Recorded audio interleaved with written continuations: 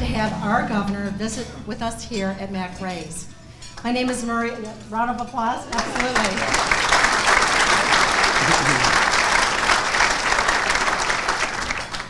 My name is Maria Solomano Sherman. I'm the president of Omega Talent, today's premier sponsor. Before we get too involved in today's event, there's a number of sponsors we'd like to thank. Henry Ford Macomb Hospital, Innis and Latito PC, McLaren Macomb, Oakland University Macomb County, Walsh College. Our fruit sponsor today is Nino Salvaggio. Today's centerpiece sponsor is Ray Wiegand's Nursery, and today's premier sponsor is a company near and dear to me, Omega Talent. In addition to our sponsors, there's a number of elected officials here today.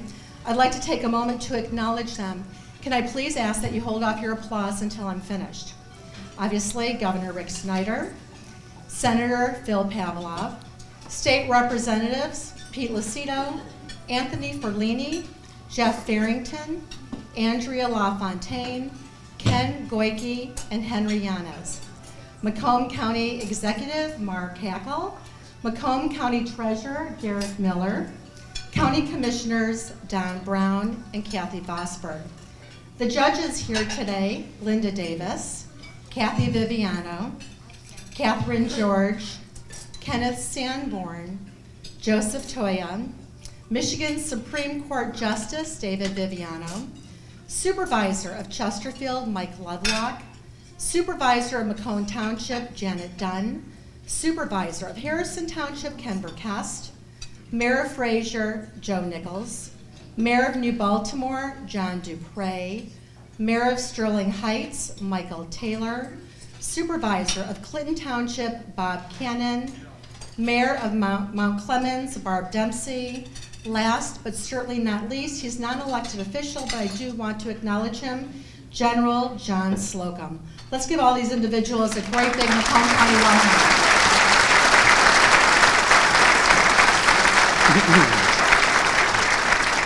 Thank you. If you'll take a moment and locate on your table, there are index cards. Those are to be used for you to write questions that you'd like Craig and me to ask the governor after lunch.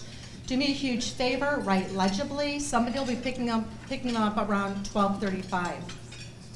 Next, I'd like to give a special thank you to the Macomb County Chamber Alliance for working so hard to put today's event together.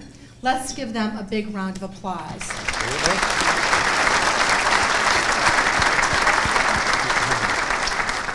Next, I'd like to welcome to the podium my partner and today's premier sponsor, the CEO of Omega Talent, Craig Sherman. Thank you, Maria. Thank you. Good afternoon. I'd like to welcome everyone here for today's event. And it's truly an honor for us to be able to host this event for the 6th consecutive year. Maria and I were actually reminiscing before the event about how much things have changed around here since we first started hosting. Our economy has absolutely improved. I believe the unemployment rate now in the state of Michigan is below 5%. In Macomb County, it's below 6%. These are levels we haven't seen in over 15 years. And certainly from my perspective, I think much of the credit goes to our next two speakers, Governor Snyder and Executive Hackle, so we appreciate that. But the good news for our improving economy is not necessarily always good news for our business partners, because there's a tightening labor pool, and that's where we come in. Omega Talent is a professional staffing and recruiting firm. We help our clients by giving them a competitive advantage by helping them attract and retain top talent in the areas of IT, engineering, healthcare, finance and accounting, and other professional sectors. And today, now more than ever, smart businesses are partnering with us because we have our finger on the pulse of the talent in this market. So with that, I'd like to thank everyone again for coming and turn it back over to Maria. We love some Omega information. Thank you. For those of you that are interested, we do have some Omega information on the table. Please help yourself or come and see Craig and myself. I'd like to introduce the next speaker, although he needs no introduction. He's a lifelong resident of Macomb County.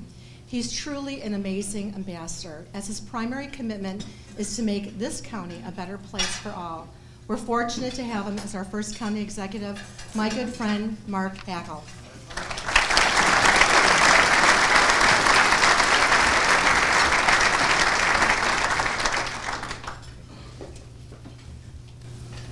Thank you. Thanks, Maria and Craig. It's interesting. I guess I just might as well just get it out of the way. You noticed in that introduction, one thing she did not say is the Republican governor or the Democratic county executive.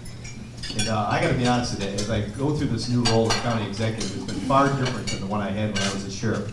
Nobody really cared about the R or the E next to my name when I was a sheriff, but for some reason, there tends to be this need to want to embrace the fact that I'm a Democrat as a county executive. Be it people that work within a party, be it the media, and they find it odd or unusual when you step out and embrace or support others that are elected officials in the ability to try to get things done within your county. And I did that early on as a county executive. I embraced the governor of the state of Michigan because the people of Macomb County embraced the governor of the state of Michigan, Rick Snyder, to help us get things done. And the partnership has been incredibly well, as was just mentioned by two individuals that are business owners here.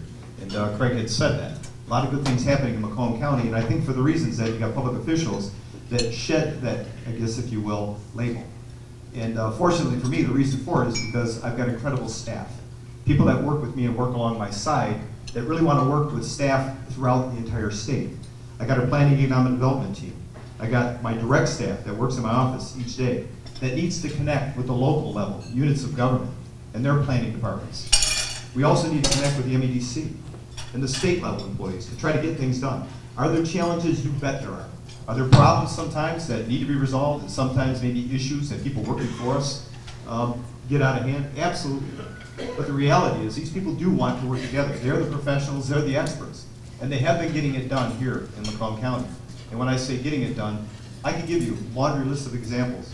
But one I think that shines brightly, especially with being out here today, is the work and the partnership we've been able to do with the A-10s, Selfridge Air National Guard Base.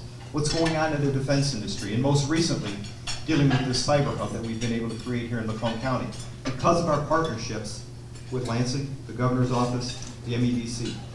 I mean, I think General Slocum would be the first one to tell you. He does not care whether Mark Hackle's a Democrat or Republican, or the governor's a Democrat or Republican. He's very thankful that the work that had been done with local, I guess if you will, elected officials, as well as people within the community that embrace Selfridge each and every day because of the work that the men and women do matters not as to whether or not they're Democrats or Republican, but they're willing to risk their lives and do what it is they do for this country. And with that being said, I want to have those that are part of the military currently, those that have been in the military in the past, to please stand up and be recognized because you truly are valued here in Macomb County. General?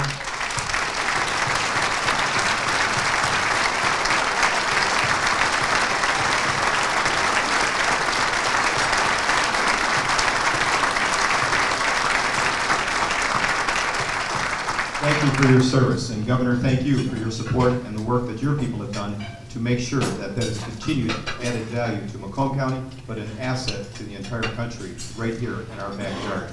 Now, that being said, I was limited to 2 minutes, while the governor gets 20 minutes, and then he gets a Q&A, which I find very unfair, because this is my county, damn it.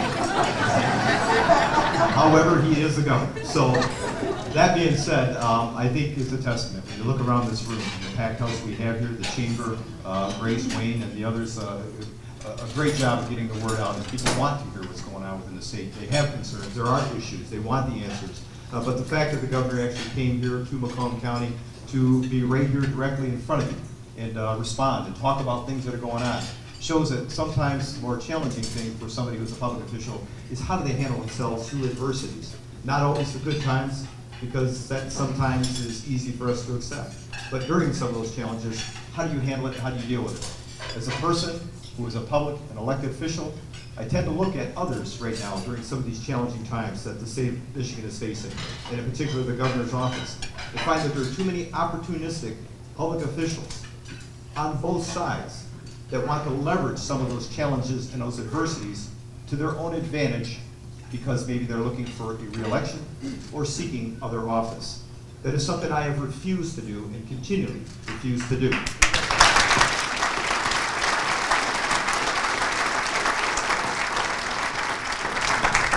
I know there are challenges. We are very grateful to what we have here in Macomb County. We have our own challenges. We are working through those challenges. And when it comes to reaching out and needing support for us to add value to the problems that are happening, not only in our neighborhoods, but our surrounding neighbors and throughout the state, we will always commit ourselves to doing just that, to try to be supportive and helpful in the conversations, as opposed to trying to figure out how do we deteriorate those conversations.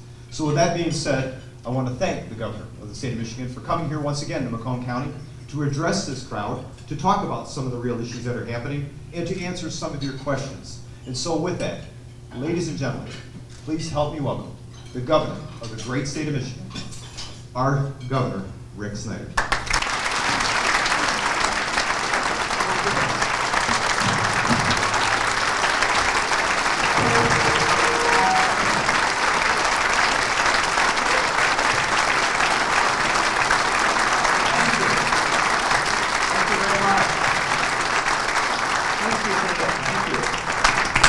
Thank you for that wonderful welcome. It's always great to be here. This is my 6th year, and it's great to be back. So I view this as a room of friends, friends that are focused on doing great things together. And I want to thank my friend Mark Hackle for that wonderful introduction. He's doing an outstanding job here in this county, and he deserves a round of applause. So let's give a big shout out.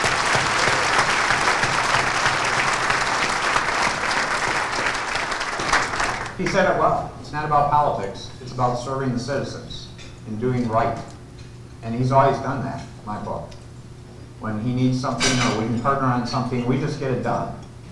And that's the way the public sector should work. So it's outstanding to have a role model like that right here in this county. And you should be proud how he represents not just the county, but the entire state and our country in terms of his service. We also have a lot of great state representatives and senators from this area, and I thank them for being here today. It's about partnership in Lansing. Quite often people think the governor can do anything he wants. It doesn't work like that. It's not a magic wand. And it's based on partnerships, of getting people to find common good and common goals together. And you've got a lot of great senators and representatives that represent you well, and you should be proud of that. And I don't think you hear that often enough. This is a group that's a team that gets things done. The third group I particularly want to give a shout out to are our military. We have both great people from TACOM, TARDEC here, but we also have wonderful people from the Guard, particularly the Air Guard with Selfridge in this area. But the Guard people do absolutely incredible work. I was very proud to be to the return ceremony when we had the return of the Air Guard units from Selfridge come back just a few months ago. And if you haven't heard it, they did record service. One, they went in harm's way on our behalf to keep us safe. But they did it in a way that was outstanding. Outstanding with respect to the American military and with respect to America. So we should be so proud that they're keeping us safe in the work they're doing. The Guards people overall are just fabulous people. It was great. Actually, the Army Guard needs a shout out too. It was wonderful. I ran across a person from the 125th Infantry here. And I actually visited them in Afghanistan. And that was one of the moments that actually touched my heart a few years ago when they did a re-enlistment ceremony in the middle of Afghanistan to say they wanted to continue to serve us. That's the kind of spirit we have here in this county, of people keeping us safe. Now let me talk about Michigan, both past, present, and future. Because we do have some real challenges. And we will address those challenges. But I want to put it in a bigger context for you. First, we had the lost decade. We went backwards a long way. The positive news is we've made a huge comeback. We should be proud. We are the comeback state in the United States. There is no doubt about it. To put things in context for you in terms of some of the economic results we've seen. We've had 444,000 private sector jobs created since 2010 in this state. That ranks us number 6 in the United States for private job creation. If you look at how that shows up in unemployment rate, when I took office it was 11.2%. It is 4.8% today. We are below the national average, the lowest in the last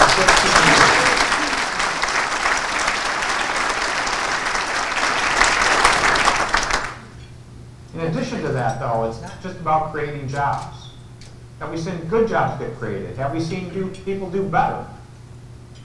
With respect to personal income, per capita income increases in the state of Michigan versus the rest of the United States, in the last 12 months, we rank number 4 in the nation for largest percentage increase in per capita income. We have exceeded the national average for increases in per capita income for the last 5 years. That's impressive. Homes. Home values are coming back. There's a recent study that showed we are up 7% in Metro Detroit. We're back to 2007 levels. We haven't reached the high point yet, but we bounced back. We have new housing construction going on. One of the sectors that we see growing now is the construction industry in terms of jobs being created. And how did we do this? It's not just because of government. We didn't create these jobs. Our role is to create the environment for success and let free enterprise work.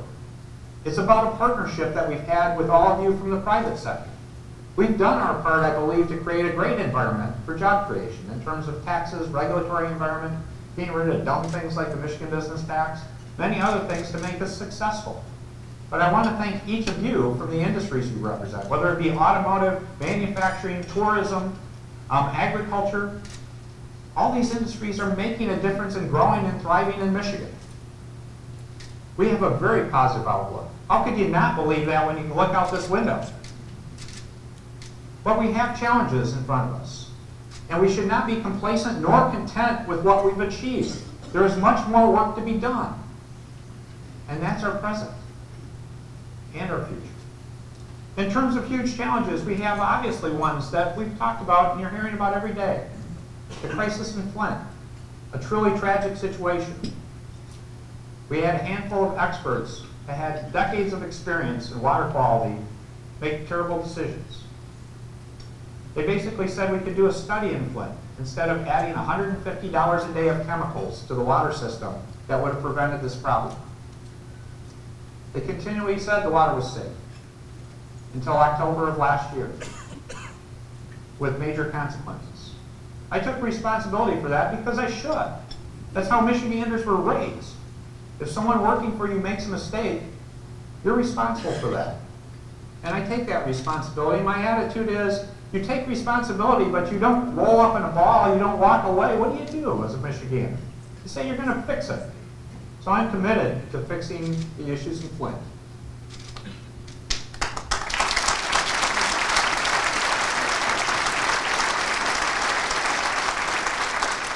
We've got a 75-point plan we're implementing today. Everything from nurses in the schools, to better educational opportunities for young kids, to replacing fixtures in schools, to providing long-term solutions in terms of removing lead pipes. But this is a learning lesson in Flint, in addition to being a crisis in Flint. We have to improve the infrastructure in our state. When I was here in prior years, I remember standing up here and talking about roads and potholes. Remember that? We did a transportation solution this last year.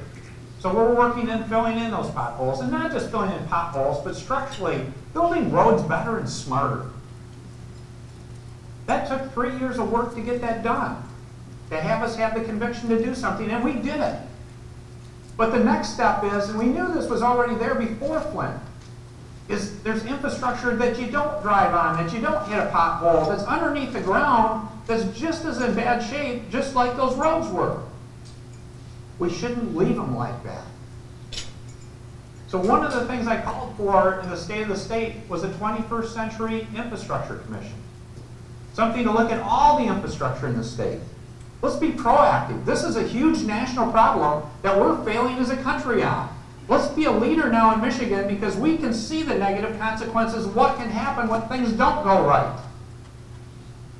So this commission's role is to say, let's look at water. Let's look at sewer. Let's look at pipelines. Let's look at broadband. Let's look at all those things that create the format to build a strong economy, to create an environment, a place you want to live. Let's be a leader in that.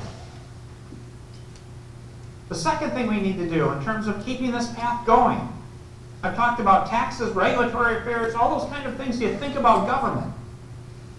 But Craig and Maria do a great job. They mentioned it in their talk. The most important asset we have are our people. And our greatest economic opportunity is to make sure they have the right training to have a great career. And be out there making a difference in people's lives, to be able to raise a family, to have a good lifestyle. I talked about the great results for per capita income, but we still have people that are not participating in that, and we need to work harder so they can. So I also talked about creating a 21st Century Education Commission. Because shouldn't we stop back and look at our whole educational system? We have great participants, great parts of it. You have Macomb Community College, just an outstanding group right here in this county. You've got some great school districts. But there's more that needs to be done. Starting from birth through preschool, through third grade reading, all the way through high school and higher ed. One of the key tasks we have to do is reestablish career tech education as an equally honorable, equally important track, just as much as getting a university degree. There are a lot of great, well-paying job opportunities out there today that are not being filled. This is not just a Michigan issue. This is a national issue. And I can tell you, the jurisdiction that does the best job of solving this problem is going to have a competitive economic advantage over everyone else. My commitment, my statement to you is we need to be number one in doing that. We know how to make things, folks. That's what built this great state. That's what you've done in this great county. Look at the defense industry. We should be expanding the breadth of that to include more broader aerospace. We've got the skill sets to do these wonderful things. Let's do them.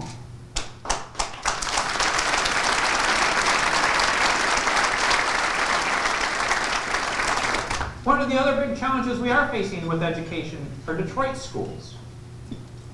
We need a solution there. And I'm asking my partners in the legislature to say the best solution we can come up with is a legislative solution and not let this go to the courts. We need to solve this problem. This is another one of those problems that's been in the making for how long? How many years? How many decades?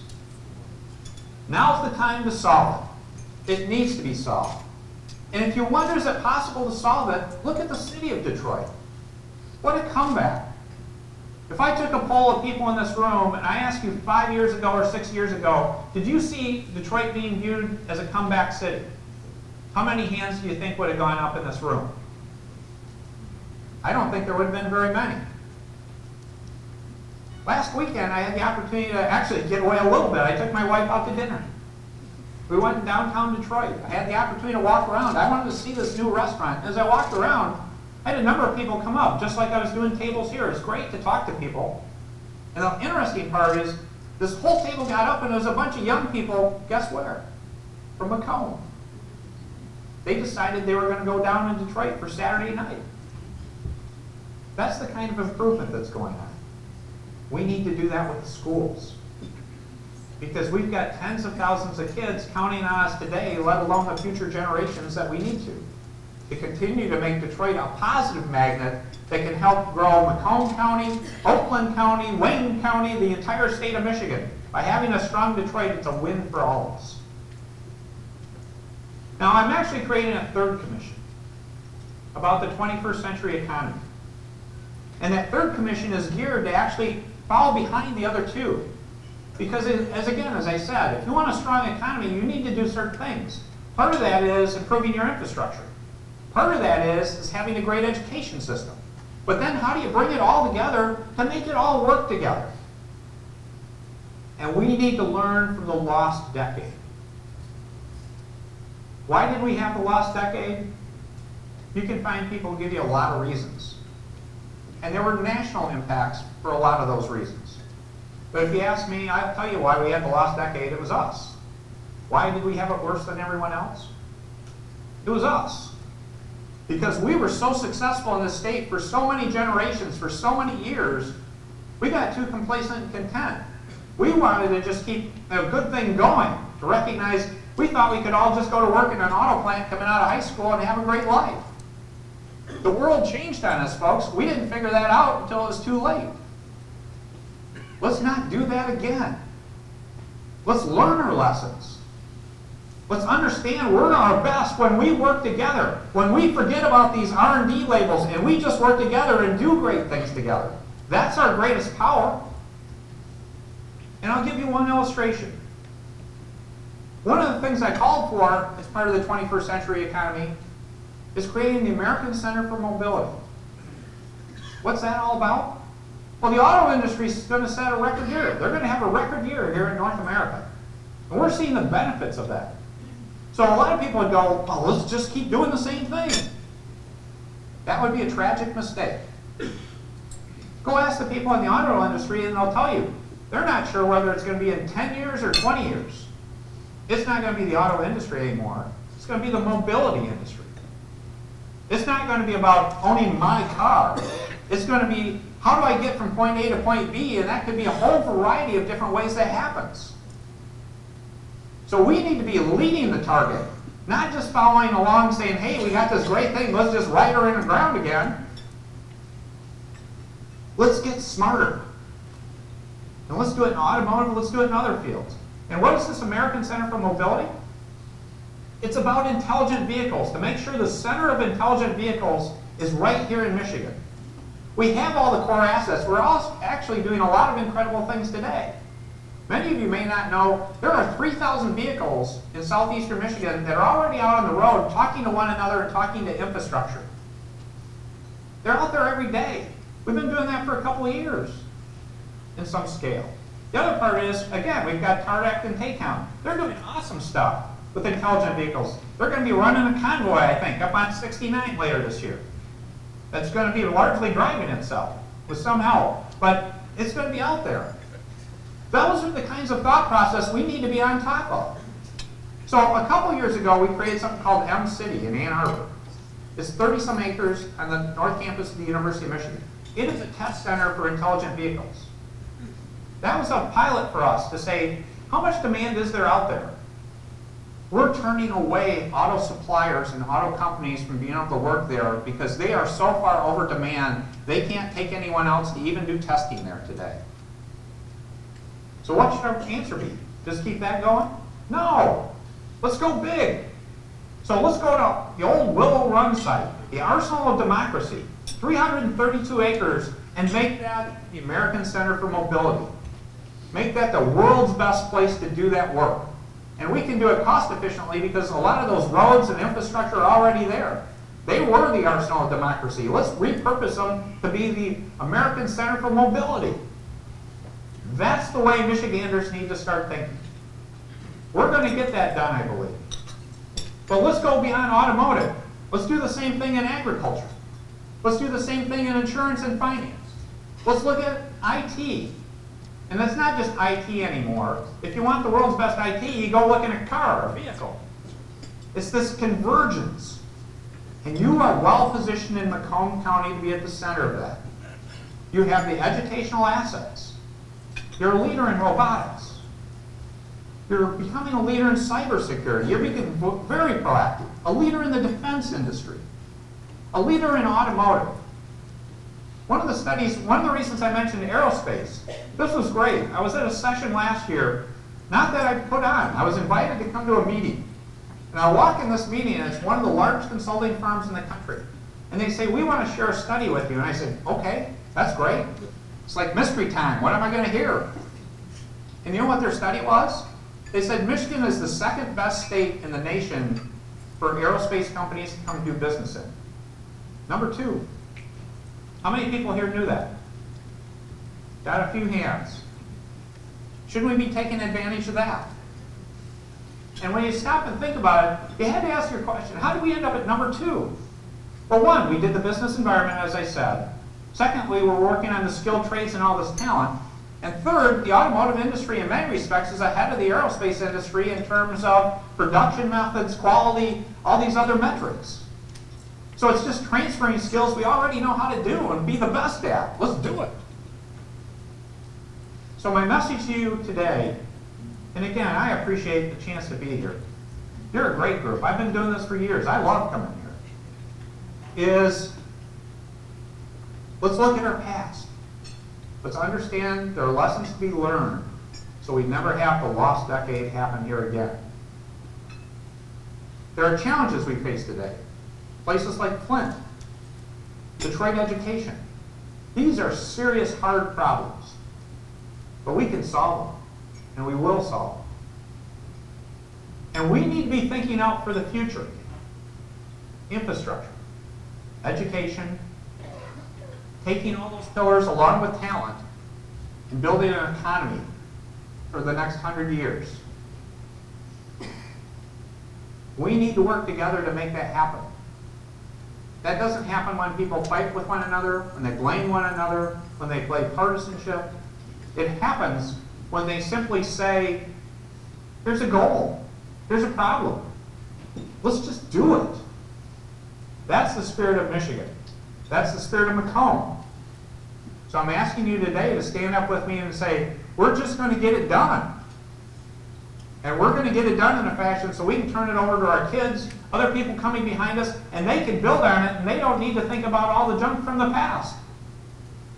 And they're all looking forward. That's the Michigan of the future. Thank you so much.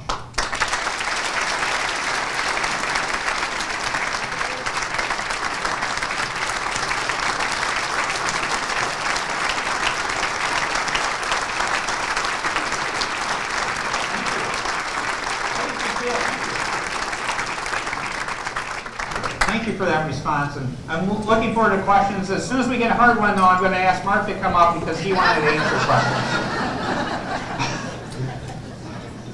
You know, before I start asking the governor questions, as hard as you try not mention a name, you do. And before I go on, I'd like to say hello and welcome Honorable Richard Coretti. Can we please give him a big round of applause?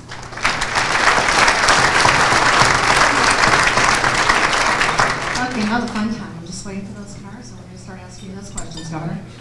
Governor, I actually have one question to start with. You touched on this in your talk. When should we expect to see more progress on the roads in Michigan? Yeah, I think we're going to already start seeing some progress. In terms of we have more resources to start doing roads, you're going to see that accelerate, though. Our construction seasons are short. We're starting to do better planning, better long-term projects now. But I think you're going to see it really hit more next construction season because we'll be accelerating this over the next 2 or 3 years as those resources come in. So this is something that I would hope you'd see better and better things start happening each of the next 2 or 3 years and then reach a better plateau to get us in a long-term trajectory for better success. And it's good. We need to do this, folks, in terms of our roads. One of the things actually we should take advantage of, though, that this is the kind of thoughtfulness, if you can think ahead and you can plan ahead with your asset planning models, is if we can do infrastructure projects, water and sewer projects while we're doing road projects, you can bring down the cost probably about 20 to 30% of doing both those projects. Because think about this. Have you ever seen a project where they come through a community, ripped up the road, redone the sewer or water, and then repave, and then 2 or 3 years later they come do the road? It's like, and again, people are working hard, but I think with these additional resources, we can be smarter and better to say, let's look at the long-term plan and let's do these projects together, because if you're going to redo that water or sewer or redo that road, that's the time to do the pipes or the road at the same time. So I'm really going to be making an effort to ask people to do better asset planning, combine those efforts. I have a fun question. What advice would you give someone looking to become a public official from the private sector?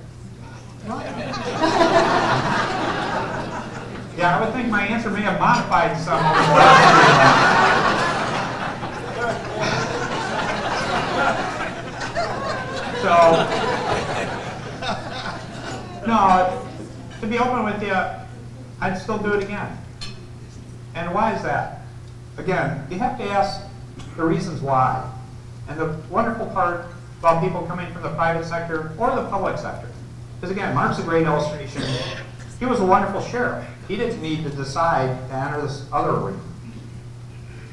But someone making that decision to go into public service, same thing with a number of our great state legislators, is it's a chance to help people. There are some people out there that are doing it for their own career, that are looking to enhance it. I can tell you, a whole lot of us are just doing it to help people. I mean, actually, this was part of the vision I had when I was very young. To give you the quick side note, when I was a teenager, I actually built 3 careers I wanted to have. First career was to be in the private sector. So I could actually learn about business, learn about being successful, and hopefully do well enough financially where I could take care of my family, raise a family, and be successful with that. And that worked. And I figured that'd be like 40 to 60. And my second career was to go and do public service. To say I didn't need to worry about going out to earn a paycheck the same way or take care of my family the same way. I could just give back and be there to help people. No special interest, no other motivation. And it wasn't necessarily to run for office. Could have been appointed to do something. I did a lot of economic development work before I became governor, and I love that work. And so this was an opportunity to do that. And my third career is to go teach. I actually want to go do it on a small scale and go teach at some college or community college, university, someplace that'll have me in terms of talking to young people. And the amazing part is the timing just happened to work out right. Because I went to my wife, Sue, and told her what I thought the future of Michigan was, that we were a broken state back in 2009. And we were out on a date night, still tried date, even after you've been married 20-some years. And she told me we should talk about me running for governor, because my vision was to reinvent Michigan. Fixing Michigan was not good enough. And I hope you're pleased. We've reinvented a lot. We've had some new problems and challenges. But I hope you view it, we're a whole lot better off. And not just in terms of what we've gotten done, but the spirit. The biggest challenge I've said to being governor was not about changing any law or regulation in the state. It was about changing our culture. About getting it so we understood we're Michiganders first and foremost. And you shouldn't worry about partisanship. You should worry about, here's the problem, here's the solution, get it done, and stay on the gas and solve those problems. So I still encourage you to look at public service. Just understand it can turn very quickly, and the role of social media, I will make one editorial comment on social media and some of the political things in particular. That there are a lot of angry people out there in the world today. And a lot of it is not based on facts, nor good information. And to be open with you, too many of us tend to go watch the news sites, the media sources that are already saying the things we were already saying. And I think we need to be open-minded to say, it wouldn't hurt to turn on that channel that you don't like to talk about because they say stuff you don't like. Because I think we need to spend more time listening to other people's views and opinions and recognizing they're not bad people. But how can we reconcile that to say there's something we can improve together even when we have a different perspective on it? So I would hope we can all work towards that. And I hope Michigan can be a role model. I would like us to. Because I am worried about the future of our country, where we're at right now because of the divisiveness and all the blame and fighting and all this negativity. Thank you. Right. Another question, what, if anything, is happening with auto insurance reform? Yeah, that comes up every year or two in terms of an effort. We do need to make some reforms. We really should. In terms of some of the cost structures, that's not to take away care from people that need care. I mean, we have to recognize there are some permanently injured, very badly injured people that may need medical care for the rest of their lives, and it's not to do it at their expense. But I think there are better practices we can do in terms of some of the things that the administrative side, on the healthcare side, on the insurance side, that could bring down premium costs and still provide good care. I think we need to work on that. What I would say is that will probably, it wouldn't surprise me if it come up again. I don't know if it'll happen this year because it's an election year. But that's an ongoing topic that we're probably paying more than we need to pay at the cost of all of us, where we could actually still have good care for people. Unfortunately, this is the last question, but I will give Governor Snyder all of the questions that he's not answered. Hopefully someone will give the answers to Ray Schler. What is your opinion of the current presidential election and how I had to ask this. Okay. And how it impacts you doing your job in Michigan? Have you endorsed a candidate? Now, I haven't endorsed anyone at this point, and I sort of wanted to, I've been focused on bigger Michigan issues at this point in time. Making sure I do my day job. But what I would say with respect to the presidential election, I already made an editorial comment to some degree. I am concerned. And I appreciate there are a lot of angry people out there, and I can appreciate why people could be angry in some capacity. But anger for the sake of anger doesn't help matters. And it's much like we had the lost decade here in Michigan. And I'm speaking to both parties. I'm not Democratic and Republican. When you look at the lost decade, I told you the story was us because we spent all this time fighting and blaming one another instead of working together. I'm afraid we're starting to see that on the national level. It's been true in Washington with our national leadership in Congress and the presidency and all that for how many years now? Now it's spreading to the general population. Now I can tell you one story that I'll pick out to you that really got my attention, that started me getting really concerned several years ago. Remember the sequester? When they talked about, they put this thing in called, we're going to do sequestration with the budget. If they couldn't agree on a budget, here's a scorched earth policy that they said we can never let sequester happen because it would be so terrible. This is going to force us to work together to do a bipartisan budget. Remember, that was the context it was set up on. I was in DC, happened to be there for a governor's conference on the day the sequester took effect. And you know what really concerned me? I didn't see anybody concerned in all of Washington. Everybody was just going to line up for Starbucks. Everybody was just lining up to get their paper and to talk about it. That's nuts, folks. This was supposed to be something that could never take place. And they were treating it like another day at work. That's scary. And then the fight, continuing fighting and blaming. So that's why I think many people are angry. It's not good to watch your leadership do this. It makes you mad. So I still believe we're going to continue to be a great country. But ultimately, the pendulum needs to swing back. And it needs to swing back to people like Mark and other people like that that aren't doing the R&D game, aren't doing the blame game. They're doing the solution game. And the only question is how miserable are we going to make ourselves in the meantime through all this anger and blame? So I can tell you, during all this course, I've had my challenges, but hopefully you can see I have not given up on relentless positive action. It's bruised. It's kind of beaten up.